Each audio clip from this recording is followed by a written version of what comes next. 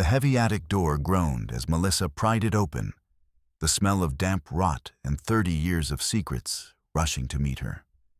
Outside, a crack of thunder shook the house, but it was the sight of the rusted iron chest tucked behind a broken dresser that made her breath hitch. With a splintering crack, the wood gave way, revealing stacks of letters tied in coarse twine, hundreds of them, covered in a frantic, trembling script she barely recognized as her mother's. As she tore the first envelope open, the ink blurred by old tears, a heavy footstep creaked on the stairs behind her. The flashlight beam flickered, catching the shadow of a man standing in the doorway, a silhouette of the town's most respected hero. Richard didn't ask what she was doing. He simply stepped into the light, his knuckles white as he balled his hands into fists. The mask of the doting father didn't just slip. It shattered. As he lunged to snatch the letters, his eyes held a cold, predatory rage that proved every jagged word on the page was true. Melissa clutched the evidence to her chest, realizing that the man the world worshipped was a monster. And the only way to save her mother was to burn his legacy to the ground. The yellow taxi crawled across the fractured asphalt of Gary, Indiana, its suspension groaning with every pothole. Melissa Carter pressed her forehead against the glass, the vibration rattle-thrumming through her skull. Outside, the world existed only in shades of ash and oxidation.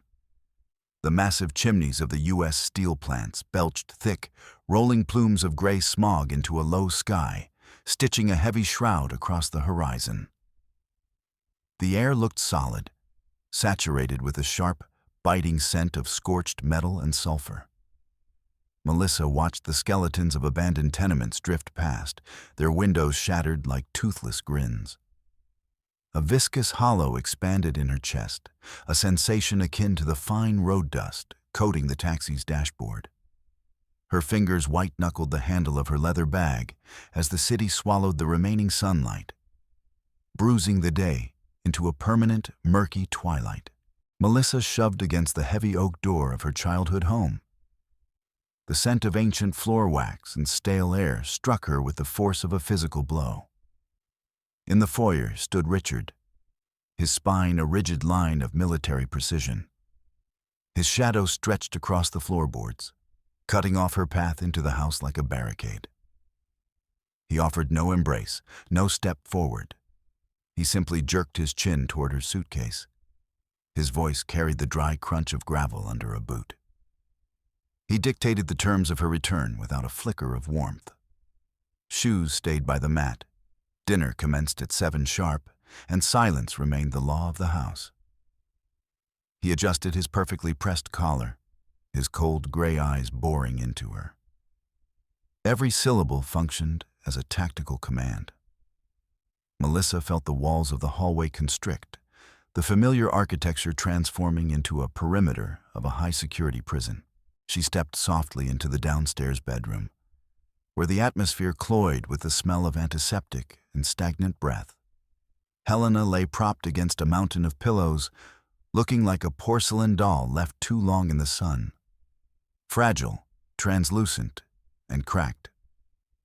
When Melissa reached out to take her hand, Helena flinched at a distant floorboard creak from the hallway, where Richard's heavy tread echoed. Helena's eyes were sunken pits, where a scorched, ancient fear flickered, far outshining the physical pain of her failing body. She attempted a smile, but her lips merely trembled before collapsing. The silhouette of Richard, frozen like a gargoyle in the doorway, caused Helena to instantly avert her gaze and shrink beneath the floral duvet, her breathing becoming shallow and erratic.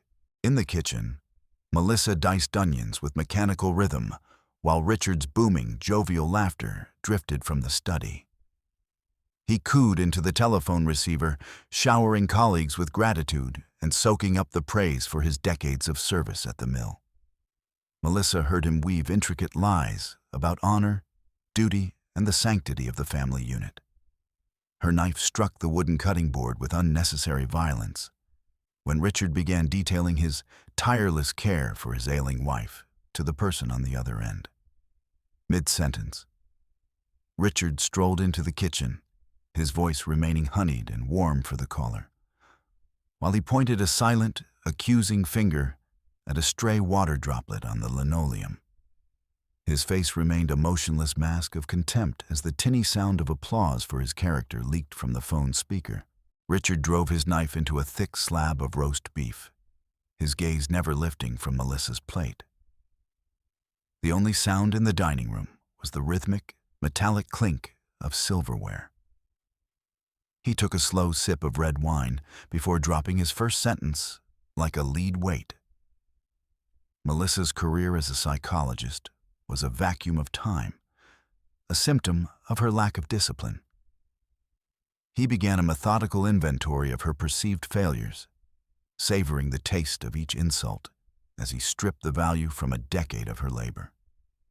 Melissa felt the heat of a flush creeping up her neck, her fingers curling into white-knuckled fists beneath the table. A roar of indignation clawed at her throat, but Richard's heavy, suffocating stare forced her to swallow the bitter mass of her own resentment, along with the tasteless meat. A violent crack of thunder rattled the window panes, and Melissa jerked awake to the rhythmic plink-plink of water hitting the floor. Richard snored in the adjacent room, oblivious to the roof leak she had warned him about hours ago. She grabbed a heavy flashlight and climbed the steep, groaning wooden stairs to the attic.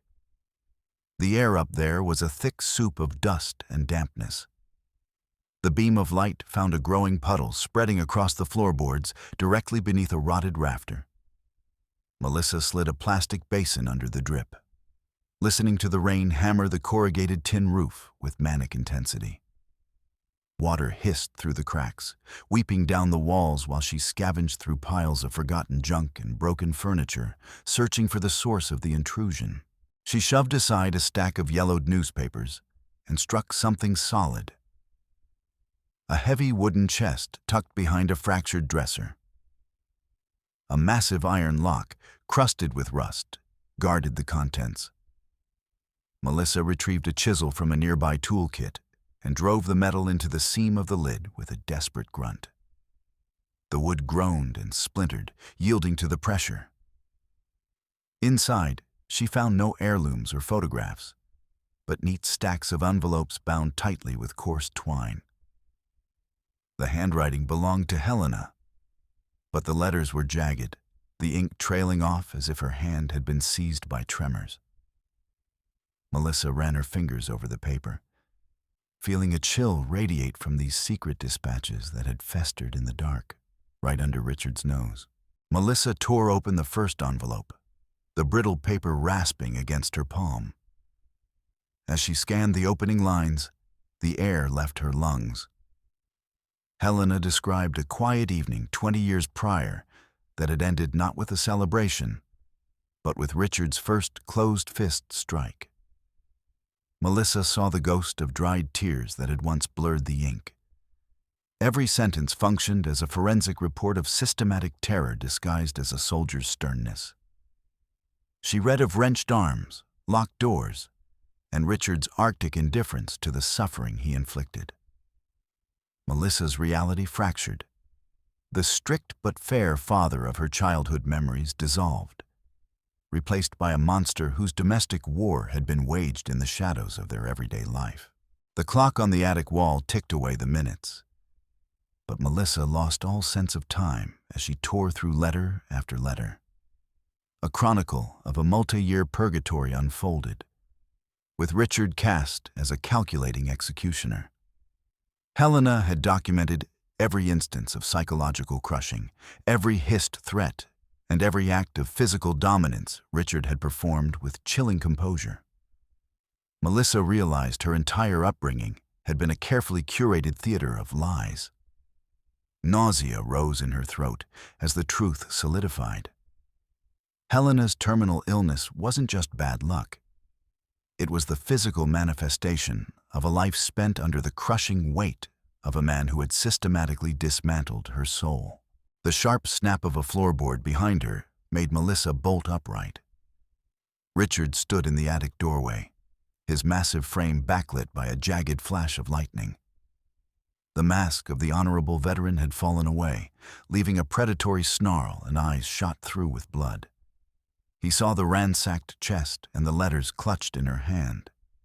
His heavy, ragged breathing filled the cramped space, drowning out the rain. Richard took a slow, deliberate step forward, his knuckles cracking as he balled his hands into clubs. In that moment, he abandoned the pretense of the patriarch. His gaze promised the total destruction of anyone who dared threaten the fortress of his reputation. Richard lunged with a speed that defied his age. A powerful shove sent Melissa reeling back against the wall, her shoulder barking against a wooden rafter. He clamped a hand around her wrist, his fingers biting into her skin like a steel vise as he tried to rip the letters away. She could smell the stale tobacco and the raw heat of his rage. Richard swung a heavy hand, and Melissa barely ducked the blow meant for her face. There was no flicker of regret in his eyes, only a feral, animalistic drive to suppress the rebellion. Melissa shoved the crisp envelopes beneath the thick wool of her sweater, the paper scratching against her ribs like a hidden blade. She bolted onto the porch, where the icy rain instantly turned her clothes into a heavy second skin. Her sneakers skidded through the mud as she sprinted through the skeletal streets of Gary. The wrought iron gates of Javier's mansion rose ahead, the windows glowing with a warm, amber light that felt like a mockery. Melissa arrived breathless, her lungs burning, water blurring her vision. She pounded on Javier's polished oak door, leaving muddy, desperate smears on the lacquer while her heart thrashed against her ribs like a trapped bird. Javier yanked the door open, his face a cocktail of disgust and panic. He seized Melissa by the elbow and hauled her into the foyer. Casting a frantic glance toward the stairs where the sounds of domestic bliss, clinking plates and children's laughter, echoed. He shoved her into his study and turned the key in the lock with a sharp snack. The room smelled of expensive cognac and cedar. Javier hissed at her to be silent while she stood shivering, dripping gray rainwater onto his Persian rug. He adjusted his silk tie with trembling fingers, his eyes darting everywhere but at her, as if her disheveled state were a contagion that could ruin his perfect life. With shaking hands, Melissa pulled the damp envelopes from under her sweater and fanned them across Javier's mahogany desk. Javier barely touched the corner of the top sheet, recognizing the looped, broken script of their mother. His face turned to granite, his jaw muscles bulging. With one swift, contemptuous motion, he swept the letters into a pile and dumped them into a leather-bound trash bin. The paper hissed as it sank among cigar ash. Javier wiped his palms on a white linen handkerchief, looking at Melissa with a coldness that suggested she was a beggar who had brought filth into a sanctuary. Javier stepped into her space, his voice vibrating with a low, dangerous frequency. He jabbed a finger toward the window, indicating the city where the name Richard Carter opened every door and greased every wheel. He explained, through gritted teeth, that every brick of his house and every rung of his career rested on the ironclad authority of their father. To Javier, Helena's confessions were merely the delusions of a failing mind, a threat to be neutralized. He gripped Melissa's shoulders, shaking her, demanding she stop digging in the dirt. In his eyes, Melissa saw no love for their mother, only a fanatical devotion to the facade Richard had spent decades building. Javier pulled his phone from his pocket and tapped the screen with a rhythmic, menacing thud. He informed her that a single call to a friendly hospital administrator would land her in a psychiatric ward for a stress-induced break. He demanded she return to Richard's house and burn every letter in the fireplace while their father watched. He promised to personally oversee her recovery if a single word from those papers leaked beyond the walls.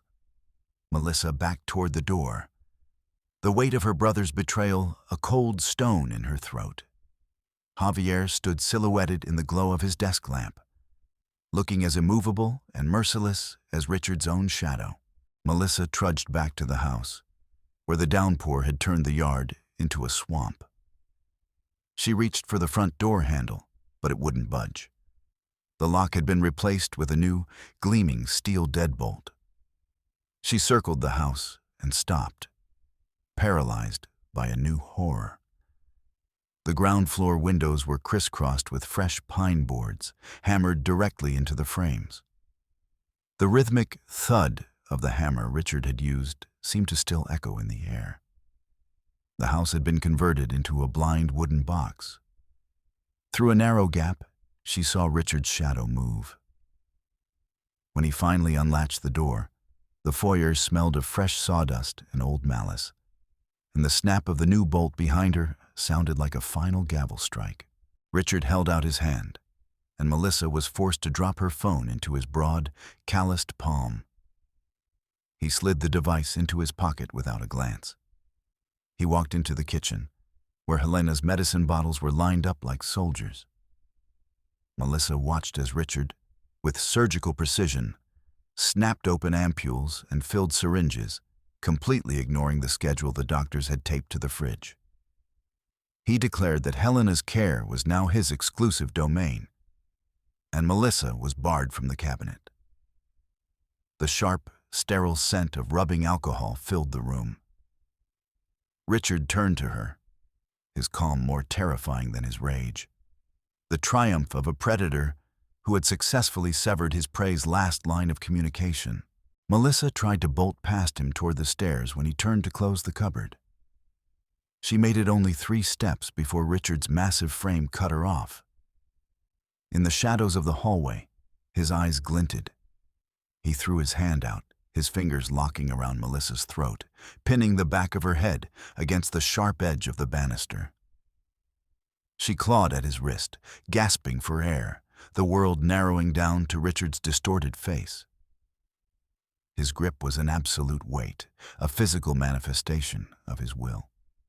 He didn't say a word.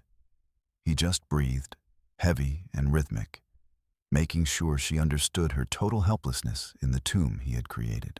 Richard loosened his grip, but kept his hand hovering near her throat, his face inches from hers. He whispered, his breath hot against her ear, a low-frequency rumble of threats. He reminded her of his influence in the city council, of how easily he could have her professional license revoked by painting her as unstable and dangerous. He detailed a future of lawsuits that would leave her homeless and broken. He savored the architecture of the threat, building it brick by brick. Melissa felt a profound chill. She realized that to Richard, she wasn't a daughter. She was a variable to be managed, a piece of evidence to be suppressed or destroyed. Melissa walked into the kitchen later and saw Richard grinding white sedative tablets into a fine powder, stirring them into Helena's bowl of oatmeal. He didn't even bother to hide it. When Melissa checked on her mother an hour later, she found Helena in a state of unnatural, heavy stupor. Helena's breathing was a ragged, distant whistle, and her eyelids didn't even flicker when Melissa whispered her name. Richard stood in the doorway, arms crossed over his chest, watching with cold satisfaction. He had transformed Helena into a living prop, a silent witness who could no longer speak. Melissa watched her mother sink into the chemical fog, a voiceless hostage in her own bed. Melissa waited, her back pressed against the cold hallway wall. From Richard's room came the dry crinkle of plastic and a heavy, rhythmic wheeze as he polished the brass buttons of his dress uniform. She slipped into the study on the balls of her feet. The room smelled of gun oil and stale tobacco. The ring of keys lay on the mahogany desk, catching a sliver of light from the street lamp outside. Melissa reached out, her hand trembling, careful not to rattle the brass inkwell. The metal felt like ice. She hooked her finger through the ring, muffling the keys with her palm as she lifted them. Her heart hammered against her ribs as she slid the prize into the deep pocket of her skirt. She lifted the heavy receiver of the rotary phone, the plastic grit rough under her fingers. Her voice was a fragile thread, but she kept it soft as she caught Javier's breath on the other end. She spoke of regret and the need for family healing, forcing the tremors out of her knees. She invited Javier to bring his wife and children for a formal dinner, a peace offering. Javier hesitated. She heard the rhythmic click hiss of his lighter. Melissa assured him that Richard wanted this more than anything. When Javier finally agreed, she hung up, a cold, oily sweat slicking her spine. In the attic, Melissa knelt before the chest. She pulled a small blade from her pocket and carefully slit the silk lining of her winter coat. One by one, she slid Helena's letters into the narrow gap, smoothing them flat so they wouldn't rustle. Her fingers brushed against empty envelopes, which she left scattered on the desk beneath the light as a decoy. She created a theater of a raided archive, a lure for Richard's suspicion. When she finished, she buttoned the coat, the stiff edges of the hidden letters pressing against her skin like a suit of armor against the coming storm. Javier's black SUV pulled to the curb, the screech of brakes cutting through the gary silence. Richard stiffened in the foyer, his face a brief mask of fury before the sight of his grandchildren pressed against the car windows forced him into a performance of grandfatherly warmth. Richard's jaw worked as he gripped a crowbar. With a series of violent, splintering cracks, he pried the boards from the windows, exposing the house to the raw afternoon light. Javier entered first, his children trailing behind, eyes wide and fearful at the piles of sawdust on the rug. Richard forced a smile, clapping Javier on the shoulder, while Melissa watched the light return to the foyer, failing to chase away the underlying chill. Melissa set the table with the family's fine porcelain, measuring the distance between the forks with a ruler. She laid every knife with the blade turned inward, as if lining up a firing squad. The chime of crystal glasses in her hands sounded like a funeral bell. She brought out the soup tureen, the steam rising in thick, opaque curls, and placed it directly in front of Richard's seat. Javier and his wife settled the children, the room filling with a taut, nervous whispering.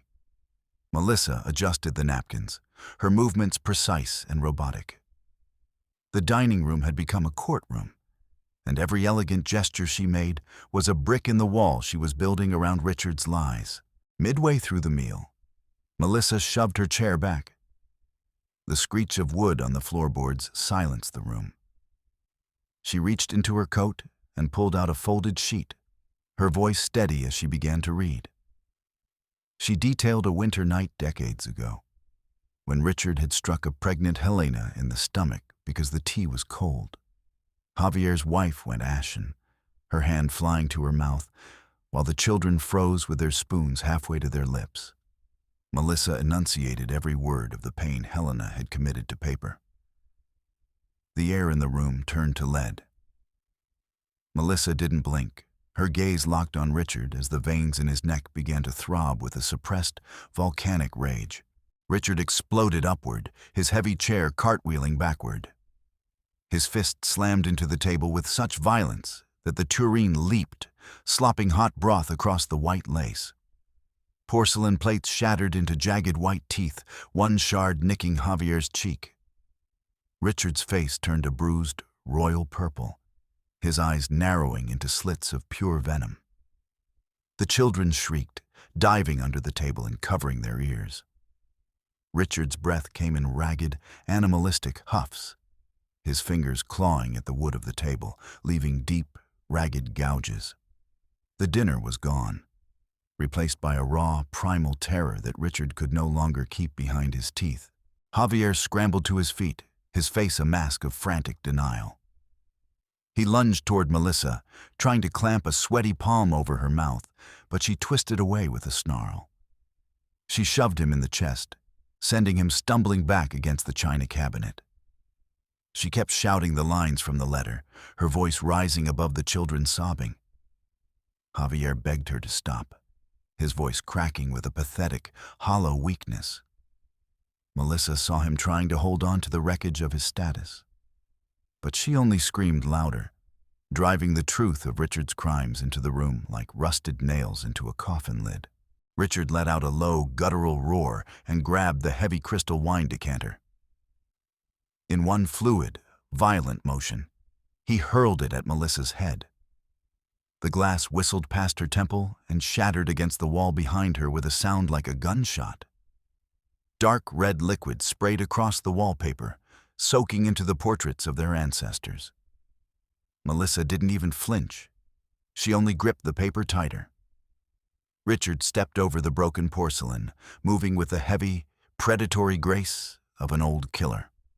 The room smelled of spilled wine and ozone, the atmosphere of a house about to be leveled by a storm. Richard closed the distance, his massive hands reaching for Melissa's throat.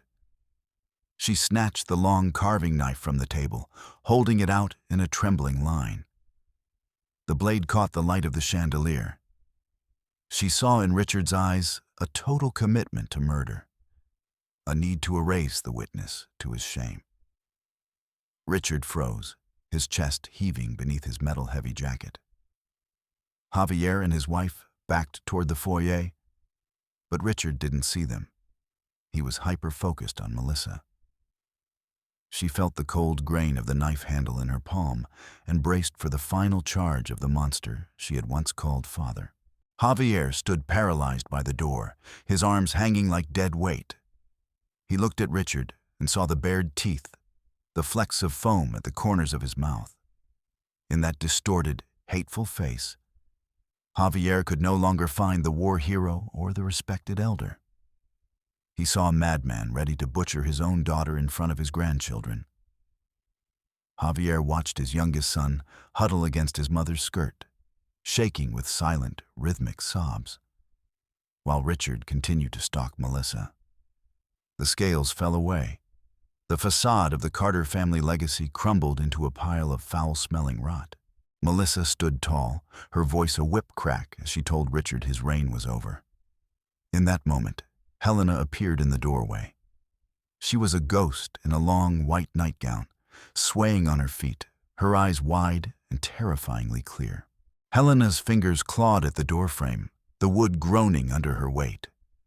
Her voice, which hadn't risen above a whisper in years, suddenly possessed a haunting, metallic clarity that sliced through the chaos. She spoke of the dampness of the basement where Richard had locked her for days without water, and the copper tang of her own blood soaking into the rugs after his lessons. Every word fell like a hammer blow, stripping the skin off 30 years of domestic hell. Helena stared directly into Richard's dilated pupils, reciting the dates and locations of her degradation. The air in the room vibrated with this long-delayed confession, Helena's knuckles white as she held her fragile frame upright against her tormentor. Richard flinched as if struck by a physical lash when the sound of Helena's voice hit him. His massive hands dropped to his sides, brushing the edges of his dress jacket. He backed away, his heels crunching through broken crystal and spilled wine. Richard's face bled from royal purple to a sickly, damp ash gray. The steel glint in his eyes extinguished, replaced by a muddy, disoriented panic. He hit the sideboard, the heavy wood shuddering and causing the remaining glasses to let out a rhythmic, mournful chime. Richard's posture collapsed, the invisible scaffolding of his authority vanishing in the face of his victim's voice.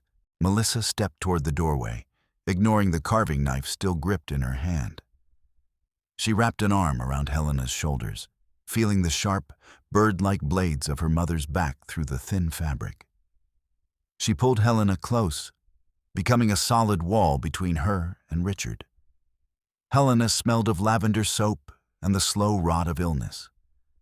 But Melissa felt an unexpected current of strength radiating from her. Melissa squared her shoulders, blocking Richard's view, turning him into a pathetic, blurry shape in the background. The heat of Helena's body flowed into Melissa, a silent pact of protection forged in the ruins of the dining room. Javier spun around, refusing to look at the table where Richard's eyes searched for him. He gathered his children in a frantic embrace, pressing their heads against his thighs to shield them from their grandfather's twisted face. His wife yanked her bag from the chair, the sound of the zipper a final metallic chord. Javier shoved the front door open, letting the cold Gary wind howl into the foyer. His heavy boots hammered a retreat across the porch, fleeing the carcass of the family legend. He didn't look back as he cranked the engine of the SUV. The roar of the motor drowned out the sudden, heavy silence of the house. Richard stood in the shadows, a ghost in his own hallway. Richard sank into the chair Melissa had just righted. The legs screeched across the floor, settling into a sticky pool of wine and porcelain dust. He rested his palms on his knees, and Melissa saw a massive tremor take hold of his fingers. His jacket bunched up, the metals clinking together with a hollow, tinny sound that underscored his sudden frailty. Richard stared at nothing, his mouth slightly agape, his breathing a whistling, shallow labor.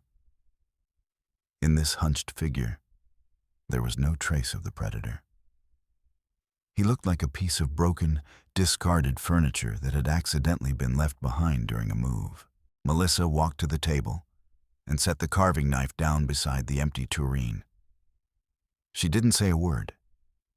She simply extended her arm and pointed a single, steady finger toward the dark hallway leading to Richard's study. Her gaze was a sheet of ice. Richard lifted his head, catching the gesture of exile, and a flicker of realization crossed his face. He stood with a shuffling, uncertain gait and drifted past her, careful not to let even his sleeve brush her. When the study door groaned shut, Melissa felt the invisible bands around her chest snap. The house belonged to the women now. Richard was a prisoner in a cell built from his own memories. In the weeks that followed, Melissa threw open every window, inviting the scent of cut grass and rain-slicked earth into the rooms. She spent hours by Helena's bed, holding cups of broth to her lips. The bedroom no longer smelled of the pharmacy. It smelled of the fresh chrysanthemums Melissa brought in every morning. Helena's voice grew stronger, and she told stories of her youth in Mexico that had been forbidden for decades. Melissa listened to Helena laugh, a thin, papery sound, but genuine. The house filled with the murmur of conversation and the rustle of book pages, a new rhythm that pushed out the heavy, suffocating silence of the old regime. Melissa stood at the edge of the Gary cemetery, the dry grass hissing in the wind. Helena's modest casket descended into the earth, and the sound of the first handful of soil hitting the lid felt like a closing door. Richard stood 50 yards away by the rusted fence, leaning heavily on a cane. His suit hung off his frame, and his face was lost in the shadow of his cap. No one approached him. No one offered a hand. Melissa looked at him and saw only a stranger whose shame had become a public record. When the service ended, she walked away, never looking back at the solitary figure frozen among the headstones. Melissa carried the heavy wooden chest into the backyard. She piled the yellowed envelopes into an old metal oil drum. She struck a match, and the flame bit hungrily into the edges of the paper. The fire roared to life, throwing sparks into the Gary twilight. Melissa watched as the records of pain, fear, and degradation blackened and curled, turning into weightless gray ash. The wind caught the remains, carrying them over the fence toward the skeletal factories. She felt the heat of the fire on her face, a cleansing burn that severed the last threads of the nightmare Helena had entrusted to the page. Melissa stripped the heavy portraits of Richard's ancestors from the living room walls, leaving pale rectangles on the wallpaper. In their place, she hung her psychology license and abstract prints in light, airy frames. She arranged comfortable armchairs and a low table with a bowl of sweets in what used to be the formal dining room. A small, professional plaque with Melissa's name and office hours appeared on the front door. Within those walls, the air now held the hushed, trusting tones of women seeking a way out. Melissa wrote the first entry in a new ledger, the scent of fresh paper and clean space finally drowning out the stale, nicotine-stained ghost of Richard's tyranny. Richard finally went silent behind his study door, his presence reduced to the occasional sound of shuffling, uncertain footsteps. Melissa took a steel scraper to the hallway walls, peeling back the old, yellowed wallpaper. Strips of paper fell like dead skin, revealing the clean plaster beneath. She dragged Richard's massive leather armchair to the curb for the trash collectors. In its place, she assembled a bookshelf of pale oak. With every piece of furniture removed, with every layer of the old house stripped away, Melissa felt the building begin to breathe. Richard remained a shadow in the corner, a fading memory, while Melissa painted the walls the color of a clear morning fog. Melissa stepped onto the porch and leaned against the freshly painted railing. The air in Gary no longer tasted of sulfur. The metallic tang had been replaced by the scent of rain and cooling asphalt. She took a deep, unobstructed breath, her lungs expanding without the old, familiar resistance. The smog from the steel mills on the horizon was just a gray mist now, no longer a shroud. She looked out at the street, her posture straight, her voice her own, ready for the first knock on the door.